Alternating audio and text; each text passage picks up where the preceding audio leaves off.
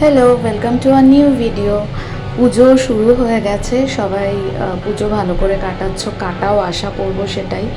মায়ের কাছে একটাই প্রার্থনা, যাতে দুষ্টের দমন হয়, অপরাধীরা যেন শাস্তি পায়, আর এই অত্যাচার যেন কমে।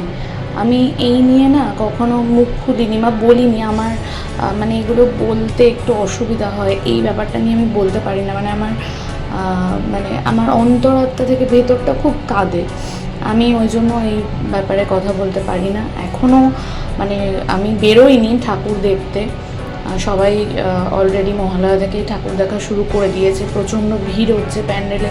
এর মধ্যেই বলবো, তোমরা সেফ থেকো, ভালোভাবে থেকো।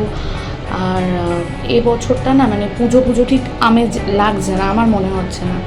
কিন্তু এত মন খারাপ প্রতিকূলতা কাটিয়েও তো আমাদেরকে চলতে হবে। বেরোবো অবশ্যই, মার দর্শন করব, সব ভালো মন্দ নিয়েই আমাদেরকে চলতে হবে। তো যাই হোক, ঘরটা একটু সাজিয়েছি মন মতন করে। আমরা সাজগোজ করবো, ঘর সাজবে না তা কি হয়? তাই শেয়ার করলাম, জানিও কেমন হয়েছে। আর আমি এই সেটটা রেড কালারের ফেসবুকে একটা পেজ জোনাকি থেকে নিয়েছি। সবাই খুব ভালো থেকো, সুস্থ থেকো।